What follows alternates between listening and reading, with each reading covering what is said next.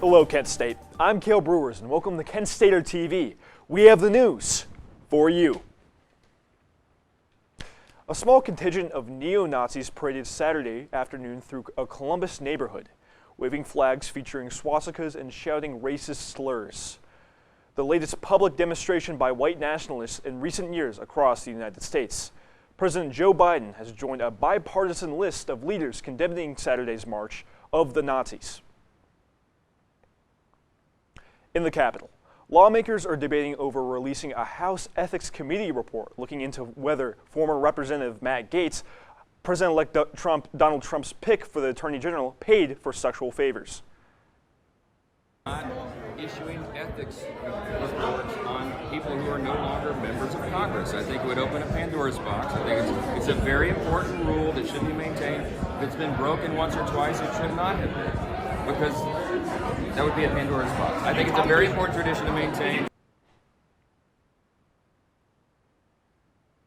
A lawyer said his client told the House Ethics Committee that she saw Gaetz having sex with an underage girl. The lawmaker added that his client did not believe Gaetz knew at the time her friend was underage. The Ethics Committee probe ended with Gaetz resigning from Congress. Gaetz has repeatedly denied any wrongdoing. President-elect Donald Trump continues to grow his cabinet, naming former congressman and Fox Business host Sean Duffy as his new pick for the Transportation Secretary in the next administration. Duffy is the second Fox host Trump has taped for the cabinet post after he said last week that he would nominate Fox News personally Pete Hegseth to lead the Defense Department. Another controversial selection by President-elect Donald Trump on Saturday, naming Chris Wright, the CEO of Denver-based fracking company Liberty Energy, as his pick to be the next Secretary of the Department of Energy.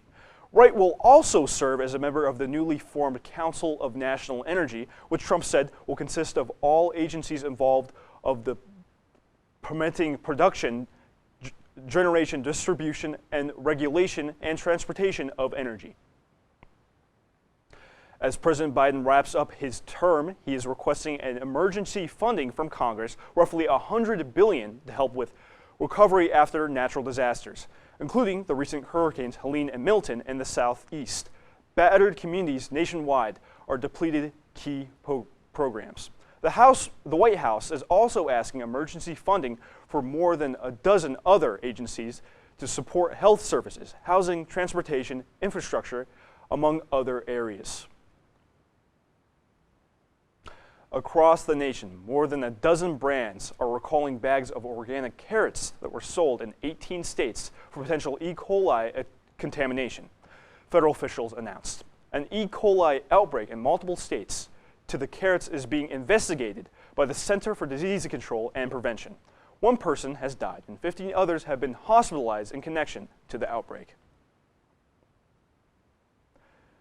McDonald's is reportedly spending $100 million to lure customers back to stores following an E. coli outbreak linked to their sliced onions served in the Quarter Pounder hamburgers. $35 million of the investment is going towards marketing, including a value deal centering on the chain's chicken nuggets, according to a memo sent to employees. Spirit Airlines said Monday that it filed for a Chapter 11 bankruptcy protection after having struggled with losses, growing debt, and a failed merger during the post-pandemic travel lull. The company said that a stock market statement that had secured a premeditated deal with bondholders that includes $300 million in financing to keep it afloat, with the business planning to end its bankruptcy in the first quarter of 2025.